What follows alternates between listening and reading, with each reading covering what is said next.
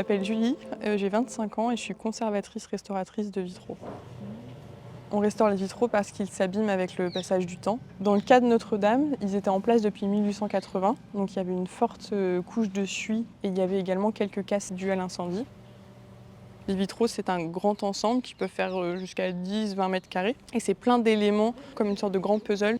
On va retirer chaque panneau pour les transporter jusque l'atelier qui est situé à Saint-Maur-des-Fossés en région parisienne.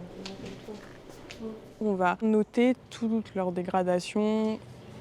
Une fois qu'on a fait ces constats d'état, on va réaliser les traitements de nettoyage. Justement la suie, la poussière, les dépôts calcaires.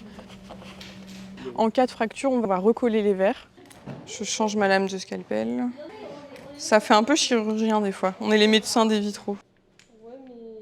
Des panneaux qui sont très altérés, dans ce cas-là, on va devoir copier le panneau, retrouver des verres s'approchant des verres d'origine, retravailler à la peinture, cuire ces verres et remonter les panneaux. Donc il y a vraiment beaucoup d'opérations différentes. Le vitrail, c'est du verre serti dans du plomb. Vu qu'on est exposé quotidiennement au plomb, il faut qu'on fasse attention.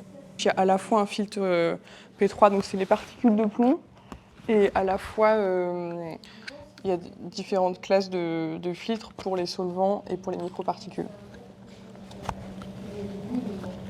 C'est technique dans le sens où on doit bien comprendre les œuvres, le verre ou les dépôts, pour ne pas altérer l'œuvre originelle.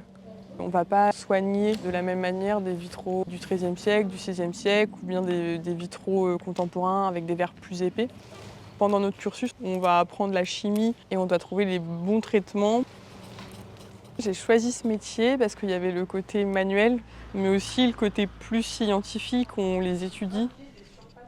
J'ai fait une licence d'histoire de l'art avec le parcours préservation des biens culturels qui m'a permis d'obtenir le master de conservation restauration des biens culturels et donc d'être diplômée d'État en conservation restauration. Ok. Une fois que ces panneaux sont restaurés, on les achemine jusqu'au lieu d'origine et on les repose en place.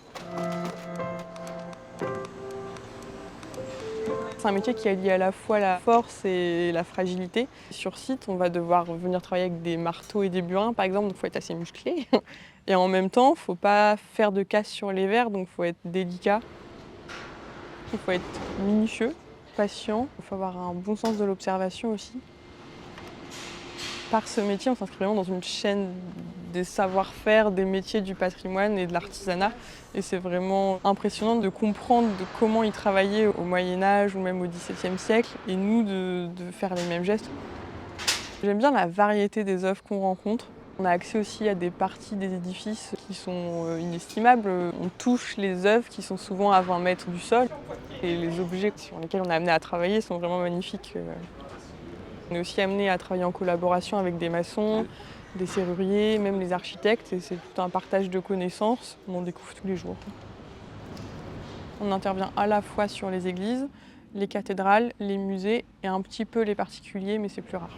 Il y a des vitraux partout en Europe, donc on est amené à travailler partout. Que les personnes dans 10, 50, 100 ans ils puissent le voir, ça fait chaud au cœur quand même. Enfin, c'est pour ça qu'on fait ce métier au final. On doit apporter du cœur à l'ouvrage, mais on ne doit pas laisser notre marque dans le temps. On doit vraiment être des passeurs de lumière un peu.